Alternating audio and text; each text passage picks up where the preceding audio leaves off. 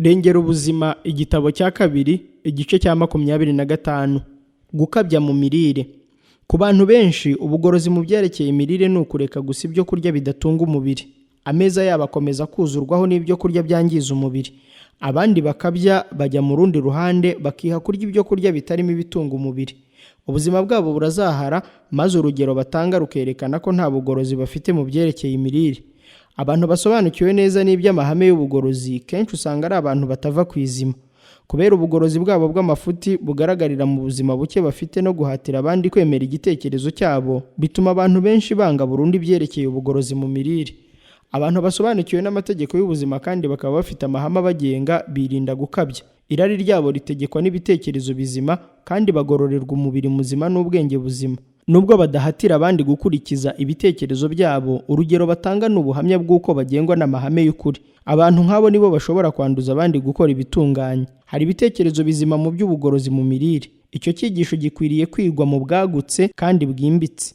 Abantu bose siko bahuje kurya ibyo kurya by'ubwoko bumwe. Ibyo kurya biryoheye umuntu kandi bikaba bimutungiye ubuzima bibasha kubihira undi ndetse bikaba byamwicira ubuzima. Hariho abatanywa amata ariko ugasanga abandi bayakunda cyane. Abantu bamwe iyo bariye amashaza n'ibishyimbo bibagwa nabi, abandi bakabona ari ibyo kurya bibatungiye neza umubiri. Bamwe impeke zitetswe mu buryo busanzwe zirabaryohera, ariko abandi ntibashobora kuzikoresha na buke. Abantu batuye ahataba amatunda n'ububemba ntibakwiriye guhatirwa gukoresha amata n'amagi, ariko kandi ni byiza kwitonda kugira ngo amata anyobwa abe yakamwa inka zitarwaye, kandi n'amagi agomba kuba yaratewe n'inkoko zagaburiwe neza kandi zigafatwa neza. Ubugorozi mu mirire bugomba kugenda buhoro buhoro.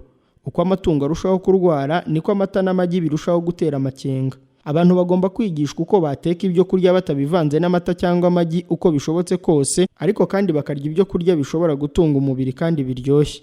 Uko bisanzwe kurya kabiri ku munsi byunganira ubuzima, ariko kandi hari ubwo biba ngombwa ko abantu barya gatatu ku munsi. Icyo gihe bagomba kurya bike kandi bishobora kuva mu gifu vuba.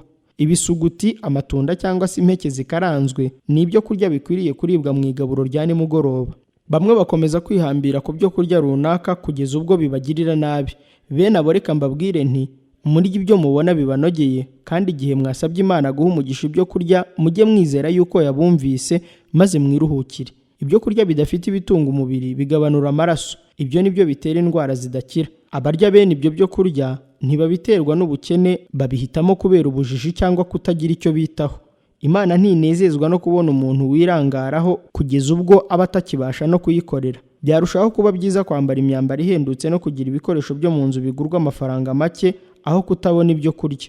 Abantu bamwe basonjesha b'imiryango yabo kugira ngo babone uko bakira abashyitsi mu buryo buhambaye. Bene ibyo ni ubwenge buke. Mureke ibyo umuryango ukeneye biba ari byo bibanza kwitabwaho. Ibyo kurya byacu bya buri munsi bigomba kuba ari ibishobora guhabwa umushyitsi uje adutunguye, tutiriwe dushyiraho indi myiteguro yo kuturemerera.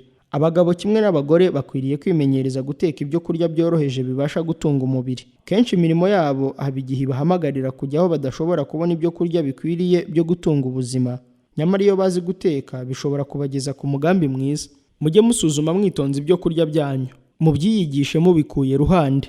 Mwimenyereze kwitegeka. Irari ryanyu rijye ritegekwa n'ibitekerezo. Ntimukananize igifu kubwo kurya mukarenza urugero, ariko kandi ntimukabura ibyo kurya bishobora gutunga ubuzima kandi biryoshye. Mu cyimbo cyo gukora ibintu byagayisha ubugorozi mu byerekeye imirire, abazi ibyo kwirinda bagomba gutanga urugero rwo gukurikiza neza amategeko yabyo kugira ngo n'abantu badapfa kubindikiranwa babikunde.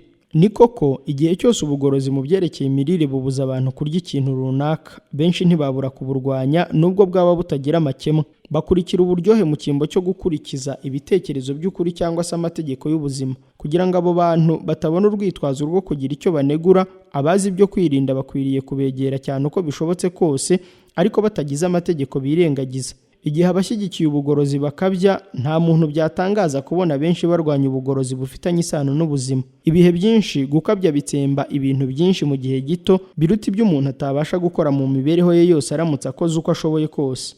Nyamara nta muntu n'umwe ukwiriye kwemera ko kurwanywa cyangwa kunegurwa cyangwa kwifuza kunezeza abandi cyangwa kubemeza bimuhindura ngo bimuvane ku mategeko y'ukuri cyangwa se ngo ayafate ajenjetse.